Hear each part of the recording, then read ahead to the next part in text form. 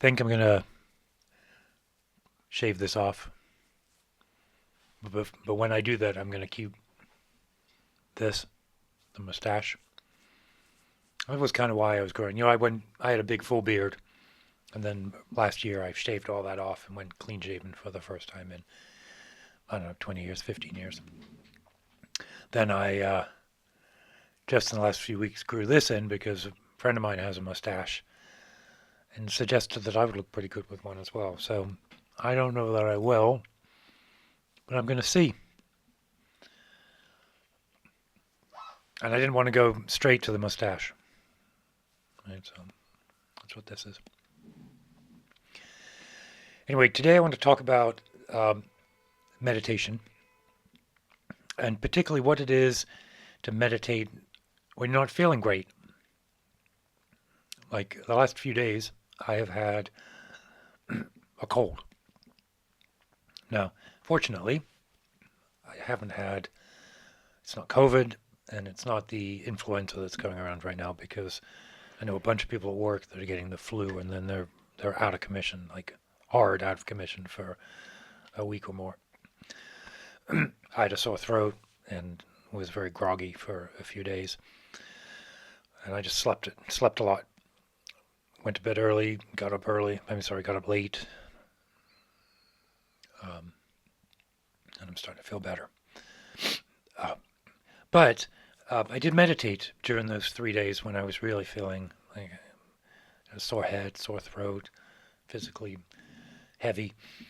And I think there's a couple of interesting observations that can come from meditating while you're sick. And I'm going to try and break those down into like observation of what it feels like, some ways to overcome it, and then ultimately, is there actually something to learn from that sensation of really not feeling good? So to start with, like when we sit, we're always experiencing something, right? We're always experiencing something that we might call good, might call bad. Uh, I don't think it doesn't feel good to have a cold. It doesn't feel good to have the flu. But that word, good, bad, that judgment is an addition on the sensation, right? The sensation of sitting, the sensation of being in and of itself is um, pressure, weight, contact, right? And then we apply stories to that. And often those stories are undeniable. My knee hurts. My knee hurts. I don't like that, right? The sensation is the sensation. The dislike is entirely my story. But it's a story that I find very compelling and often um, to the point where I move. Uh, and what's changed when I move? Has the pain gone away? No, not really. Would the pain have gone away if I didn't move? Maybe. Yes, eventually. Uh, did I have a dagger in my knee? Like, was I going to, because I'm not going to be stupid, right? If I'm really going to break my knee, stop doing it. But that ability to skillfully recognize what's the story and what's the reality, that's a big part of meditating. So I sit there and I have a sore throat and my head is groggy. Well, sometimes I feel that way, minus the sore throat perhaps, but if I've overeaten, I'm trying to meditate after a big meal. Uh, Particularly in the beginning, um, when you're first starting to meditate, try to cultivate a space that makes it easy. Don't meditate after a big meal. If you're tired after eating, don't try to meditate.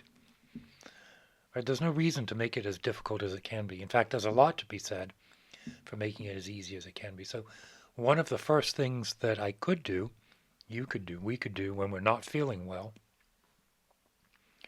don't meditate. Rest. Sleep. Do something else. There'll be time. But if I have chosen to meditate, which I did, then uh, simply being very aware of what the story of being sick entails, right? Like, because uh, I come at it with a lifetime of feeling lousy when I have a cold and worried that I'm not going to be able to do what I want to do. I have a class that I want to go to next week, a 4-day workshop. If I have COVID or a cold and I'm not going to do well, that's going to upset me. I'm thinking about all of that a week before it's even started.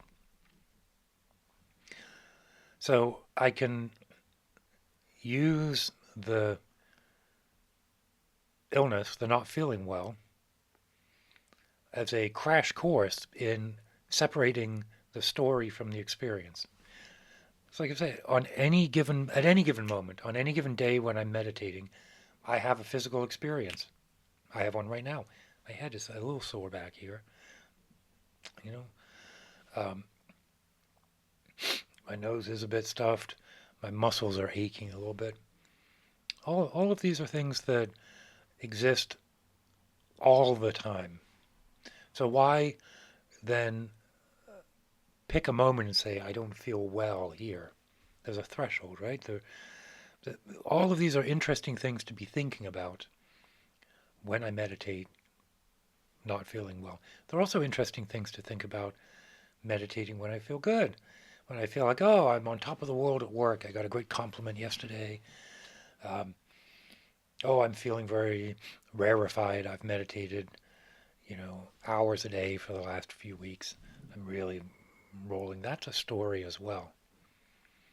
So feeling ill, not feeling well, is sort of a concretization of the kind of experiences that we have all the time.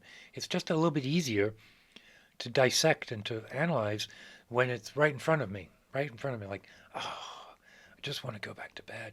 The the the cloud of uh, story is so much more present. In the last few months, when my knee hurts, I have tried to really look at it that way and say, look, this is a moment of hypervigilance. I should be grateful for this. I'm not breaking my knee. It's just uncomfortable. I just don't like it. Well, I could change the situation. But then I'm responding not to the situation, but to my thinking about the situation. The cycle of clarity and stability uh, is, in some ways, easier to see when we know that there's a block. Right? On a day when I feel good, I might think, look at me, I'm clear, I'm rational, I'm stable, I'm not covered with delusion. But when I feel groggy, it's a manifestation of it, right? Can't deny it. I feel groggy. I feel groggy. Every part of that is up for grabs, right? It's up for interpretation. Okay, so then, but the thing is, there are practices that will make me feel less groggy. There are healing chants that I can do, at least excuse me, in the, sorry, my ear is feeling clogged up as part of my not feeling well. Um, there's breathing exercises that, when you have a cold, the breathing exercises can clear up the nasal passages. If you're tuned into the idea of energy channels, they can clear the energy channels. If you think that's a bunch of mumbo jumbo, well, then think of it as opening up the sinuses, with controlled breathing. Visualization of healing practices, healing energy, healing deities. That's a big part of the Bon Buddhist tradition. Uh, on any given moment, I don't know how much import I give to all of that, but over the course of my life, I actually do avow that the available practices of Sipagalmo and Yeshiwamo in particular, the two healing practices that we do a lot, that I practice a lot, have minimized the impact of sort of my ongoing health conditions.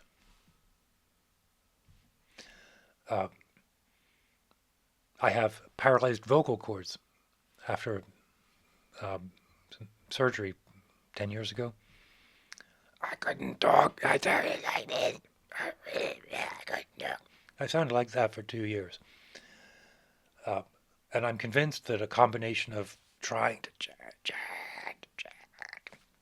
right, and the visualization of the chanting is what eventually, my vocal cords are still paralyzed, but I can speak like this. I can't shout very loud. I can't sing very well. I never could sing any very well before, but I've real strong sense that the sort of the tantric practices, the visualization and transformation practices, are potent, and those are available to us as meditators. They're available even if you're not part of the Tibetan tradition where they come, right? The idea of yogic breathing is always going to be beneficial. I tend to think of it, I tend to interact with it still very much in in the story. I'm interacting with my story with another story. But sitting upright, deep breath, that's always going to feel good. But then ultimately, right, I was kind of getting to this, I'm getting a bit ahead of myself earlier, but the idea that I may feel groggy, excuse me, my body may feel out of sorts, a bit gassy, but my muscles may ache, I may have a bit of a fever, but the part of me, the part of awareness that understands all of that is always clear. And in a funny way, the worse I feel, the more distraction or agitation or discomfort I feel, the easier it is for me to step back and become aware from that open space. And it's not that the discomfort goes away, and it's not that I'm no longer ill, although I think that that is a possibility. It's not where I'm at. But I think it's possible to become so kind of openly associated with clear awareness that the feeling groggy, feeling ill becomes just a tiny fraction of your entire sense field. And all of that sense field is based on clarity, luminosity, and in this case, general well-being. That step from the conscious sensations to the broader awareness is, I think, the key switch in meditation practice, because from there, the embodiment of compassion becomes natural. The fear of death evaporates because consciousness is embedded within the body, but not part of the body.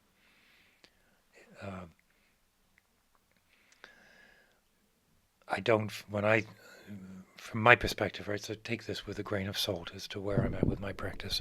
But, and you, please, if you have deeper or different experiences, please share them, because this is all just where I'm at. But there's not a sense of personality in that openness, but there is a sense of belonging, right? And a sense that the position I'm in now, with sore muscles and a clogged head, stuffy throat, is a position in this moment that it's not even there now. It won't be there tomorrow. It's different from what it was yesterday. So why should I connect with this now, right now, to the exclusion of the full range of sensations as available in this immediate moment, but also understanding of the forces that have brought me to this point, the innumerable decisions and inputs that have brought this here now. So, yeah, being ill, being sick, not having the perfect embodiment or environment to practice in can actually draw these into sharper relief because it's easier to think that feeling good is what the point is. But when you're meditating, when you don't feel good, what's left? What's left if I say feeling sick is not where I am right now? Where am I? What is it? What is really happening? Anyway, I think that's good for today. Always questions, comments, corrections, criticisms, please drop a note. Let me know what you think. I do really enjoy getting messages. You can email me from the website. Um, this is important. So keep your wits about you.